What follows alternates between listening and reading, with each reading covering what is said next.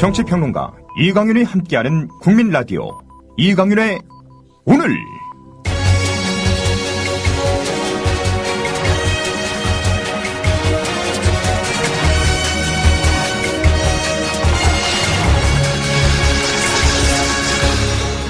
이강윤의 예리한 시각.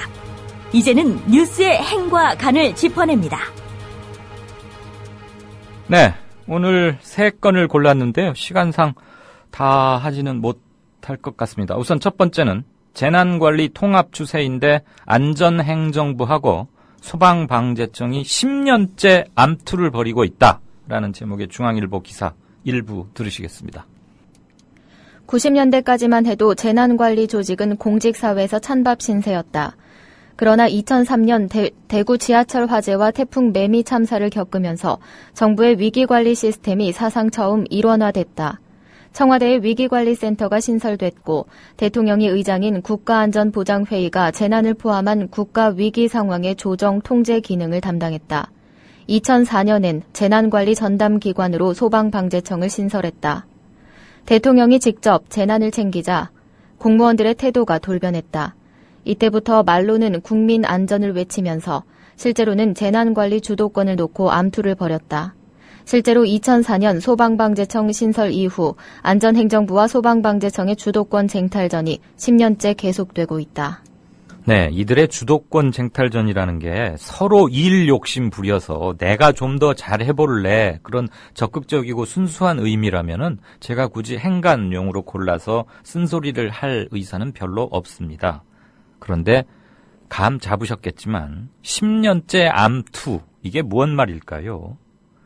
공무원들은 흔히 예산 없어서 일 못한다, 사람 없어서 일 못한다, 이 말을 입에 달고 삽니다.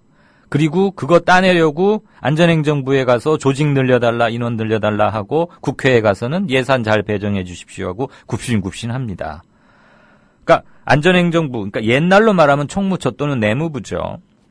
행정부의 살림살이를 하는 부처. 이곳은 공무원 중에 공무원. 그래서 공무원들로부터 술대접 받는 부처다. 뭐 이런 말도 있는데 이 안행부와 방재청 사이에 이것은 그냥 공무원들 사이에 땅 따먹기라고들 기자들 또는 공무원들은 자조적으로 부릅니다.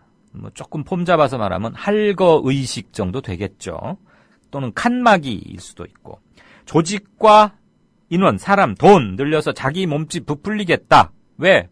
누가 잘 시비 걸지 못하게. 그리고 몸집 키워놓으면 산하기관도 훨씬 많이 생기게 되고, 왜냐하면 다루는 법이 많아지니까. 법이 많으면 그 법을 뒷받침할 협회나 이런 게 꼭 필요하지 않습니까? 이번에 해수부 밑에 이상한 해운조합이니 무슨 서편이 한국 선급이니 그 유착관계 우리 훤히 지금 보고 있지 않습니까? 해경과 무슨 해양구조협회라거나 이런 게 지금 각 부처마다 다 있거든요.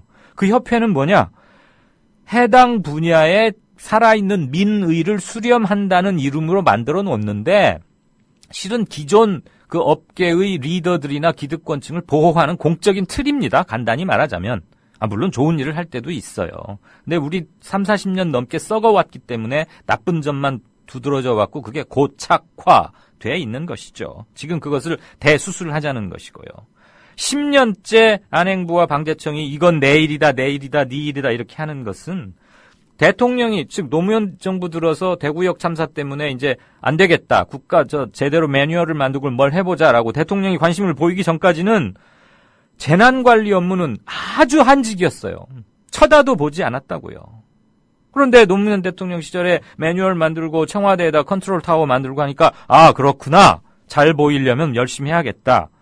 그런데 이명박 정부 들어서 청와대에 있는 기구 없애면서 재난 쪽은 안전행정부로 넘겨버린 거 아닙니까? 그리고 이제 이번에 와서 컨트롤 타워가 기다 아니다, 맞다 어쩌다, 맞아야 한다 이러니까 부랴부랴 국무총리를 위주로 하는, 정점으로 하는 국가안전처를 만들겠다는 게 현재까지의 구상인 것 같은데, 저는 이렇게 논의가 되어가는 한, 이전과 답습될 가능성이 대단히 높다.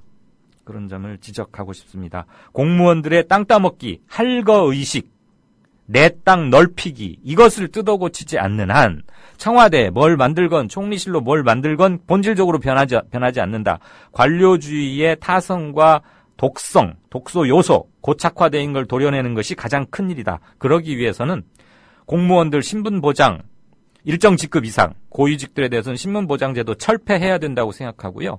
고시를 통한 인재 충용 방식도 저는 다양화시켜서 고시도 있고 다른 것도 있고 또는 고시 자체를 없애버리는 것도 하나의 방법이라고 볼 수 있습니다.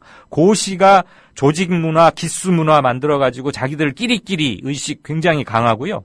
고시 되고 나면은 무슨 이마에 턱 진사 합격 통지서라도 붙인 양 거들먹거리기 시작하고 뭔가 달라져야 한다고 생각합니다. 다른 대접을 받아야 한다고 생각하고 그다음에 차마 고시 옛날 말하면 진사인데 과거 급제자 어떻게 차마 이런 일까지 해서야 되겠어? 그거는 저 아래 것들 시켜야지 하는 이런 말씀 드려서 죄송합니다. 건방진, 알량한 그런 의식이 생기는 겁니다.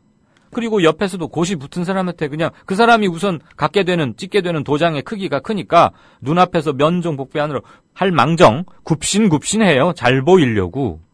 중앙부처 사무관이나 과장한테 눈 밖에 벗어나서 좋을 일은 없거든요. 그래서 매일 밥 사고 술 사고 하다 보니까 고시되고 높은 자리에 올라갈수록 자기한테 와서 조아리는 것을 당연하게 여겨요. 자기 앞에 와서 쓴소리 하면은 기분 나빠하고. 그게 망쳐왔던 겁니다. 그러니까 국가안전처 만들기 전에 안행부와 소방방재청이 이렇게 10년째 옥신옥신 아웅다웅하고 있는 건 먼저 파악하시고 왜 싸우고 있는지 정확히 구분을 해서 가르고 잘못한 건 꾸짖고 엄격하게 업무 분장을 명확히 해주고 이게 리더가 해야 할 일입니다. 오늘 한승원 변호사가 그러셨더군요. 그러니까 L로 시작하는 리더를 뽑았어야 했는데 R로 시작하는 리더를 뽑았던 게 아닌가 이런 말씀을 하셨던데 해석은 청취자분께 맡기겠습니다. 두 번째 행간입니다. 민경욱 청와대 대변인이 어젯밤 오늘 새벽에 있었던 일이죠.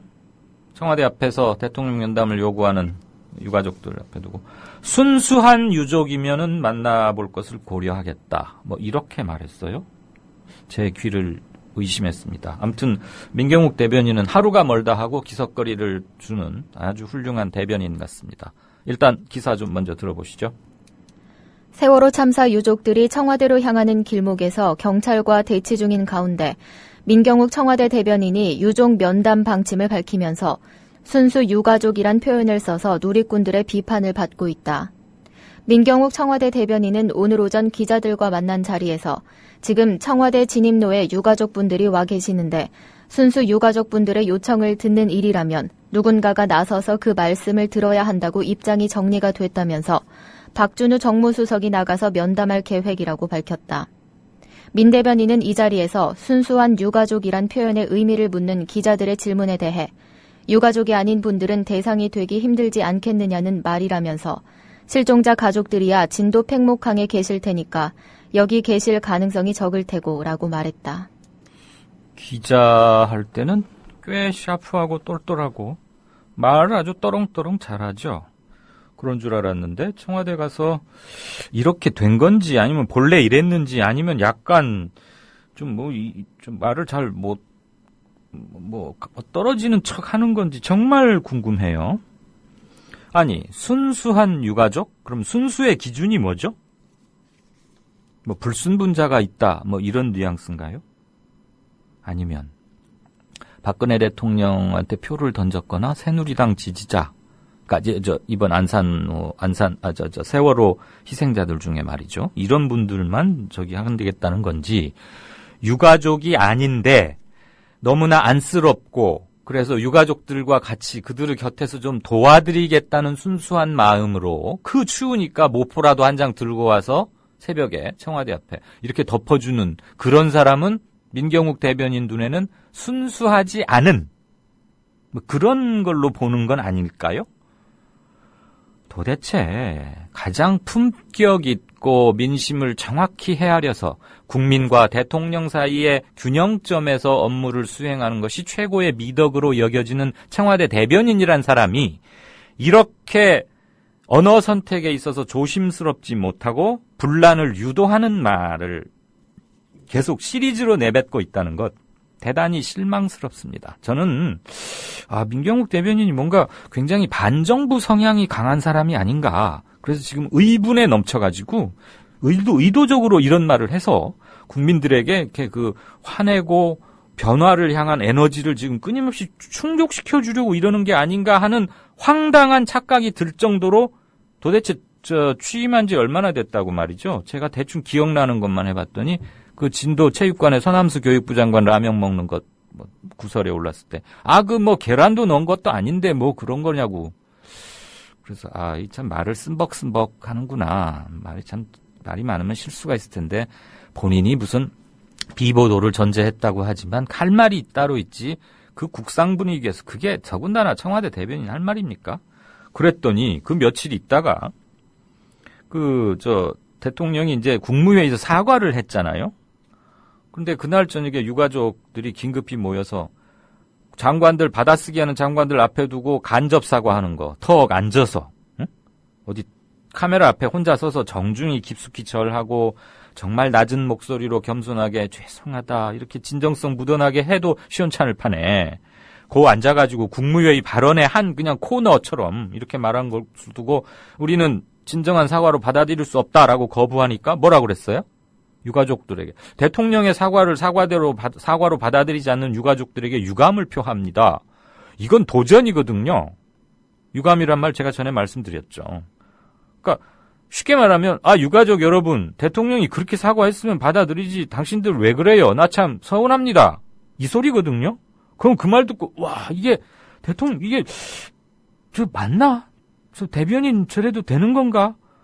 그랬더니 오늘 아침에는 아주 그냥 저의 상상력을 훨씬 뛰어넘어 버립니다. 순수한 유가족만 만나겠다. 순수한. 그래서 한 인간의 철학 체계가 어떻게 됐다면 그건 참 고치기가 힘들겠구나 하는 생각을 갖게 됐고요. 저는 5.18 즈음에 우리 민경욱 대변인이 대통령이 광주를 가실지 안 가실지는 모르겠는데 이번 5.18 기념식에는 순수한 폭도들만 따로 모아서 점심을 초치해서 하실 생각입니다. 요런 소리는 하지 않을까 벌써부터 겁이 납니다. 민경욱 대변인님, 본인이 수행해야 할 바 그리고 본인이 헤아려야 할 곳 대통령의 심기만이 결코 아닙니다. 대통령 하나만 바라보고 보조하는 것은 대통령에게 독배를 드리는 것과 똑같다는 것을 명심하시기 바랍니다. 한때 언론인이었던 사람으로서의 마지막 우정어린 충고입니다.